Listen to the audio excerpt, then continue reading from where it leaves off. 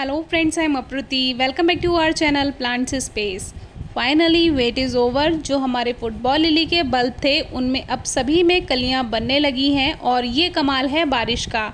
ऐसे ही होता है, जिन बल्ब में ग्रोथ नहीं भी हो रही होती, जैसे ही बारिश की बूंदें पड़ती हैं उन सभी में आपको ग्रोथ देखने के लिए मिल जाती है।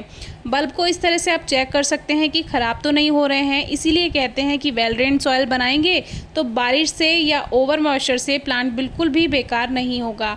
अब देखिए, इसमें घास भी जमने लगती हैं जब मिट्टी की गुड़ाई नहीं हो पाती है, क्योंकि बल्ब वाले प्लांट जो होते हैं उसमें गुड़ाई मिट्टी की कम ही होती है।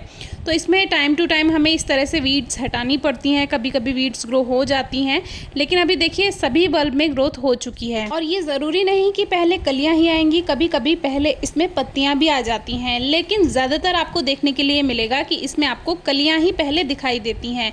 तो हमने एक में पॉट में 5 बल्ब लगाए थे और एक में 4 बल्ब लगाए थे, तो सभी में कलियां दिखाई दे रही हैं। अब देखते हैं फूल कितने दिन में बनता है। तो 5 जुलाई को वो कलियां बड़ी बड़ी अभी आपको दिखाई। ऐसे ही धीरे करते करते इसमें ये जो कलियां थी वो खुलने लगी धीरे धीरे। और ये जो टाइम होता है ये लगभग 5 से 7 दिन या ज़्यादा से ज़्यादा 8 दिन भी लग जाते हैं कलियों को खिलने में। और ये जो फूल है, फुटबॉल लिली के फूल काफ़ी दिन तक बने रहते हैं। काफ़ी व्यूअर्स कहते हैं हमारे प्लांट पे फूल नहीं आ रहे, तो ये केवल साल में एक ही बार फूल देगा। जो एक बल्ब है उस पर एक ही बार फूल आएंगे। और ये ज़रूरी नहीं है कि एक ही फूल खिले एक बल्ब में। अगर बल्ब हेल्दी है तो कभी कभी 2 फ्लावर स्पाइक भी एक ही बल्ब में आ जाती हैं, हमने आपको पहले भी बताया है। तो धीरे धीरे ये खिलते हैं फूल, और इनको खिलने में थोड़ा टाइम इसलिए लगता है क्योंकि इस फ्लावर स्पाइक में बहुत सारे छोटे छोटे फ्लावर्स होते हैं, कलियाँ होती हैं एक तरह से। और ये कलियां बिल्कुल सुदर्शन के फूल के जैसी खिलनी शुरू होती हैं, यानी नीचे नीचे की जो कलियां हैं वो सबसे पहले खिलेंगी, और जो सेंटर वाली कलियां हैं, बीच में जो कलियां हैं, वो सबसे बाद में खिलती हैं।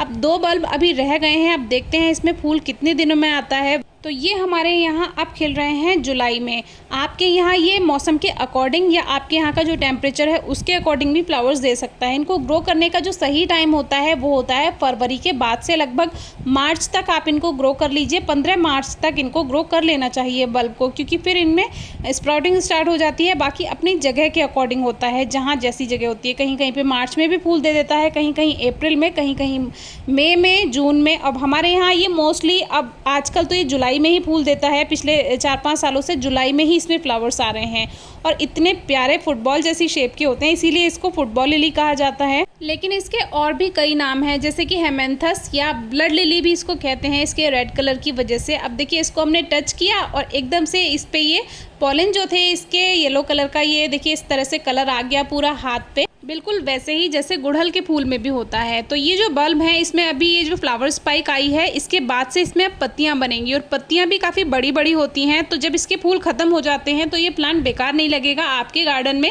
ग्रीनरी बढ़ाएगा। तो एक तरह से ये एक फॉलिएज प्लांट की तरह भी आप ले सकते हैं, रख सकते हैं। सीजन में ही फ्लावरिंग करेगा, उसके बाद इसकी पत्तियां खूबसूरत लगेंगी। अब इसमें सीड्स भी बनते हैं। हालांकि इसका जो सीड होता है वो कोई काम का नहीं होता खास, लेकिन इसको बल्ब से प्रोपगेट किया जा सकता है। आपने देखा जब हमने बल्ब इसके सर्दियों में निकाले थे तो उसमें काफ़ी सारे बेबी बल्ब मिल जाते हैं, जिससे आप इनके नए पौधे ईजिली तैयार कर सकते हैं। अब हमारे ये जो 2 बल्ब रह गए हैं, आगे जाकर ये भी फूल देंगे। ऐसा ज़रूरी नहीं है कि इनके साथ ही ये फूल दें, थोड़ा लेट भी फ्लावरिंग हो जाती है कभी कभी।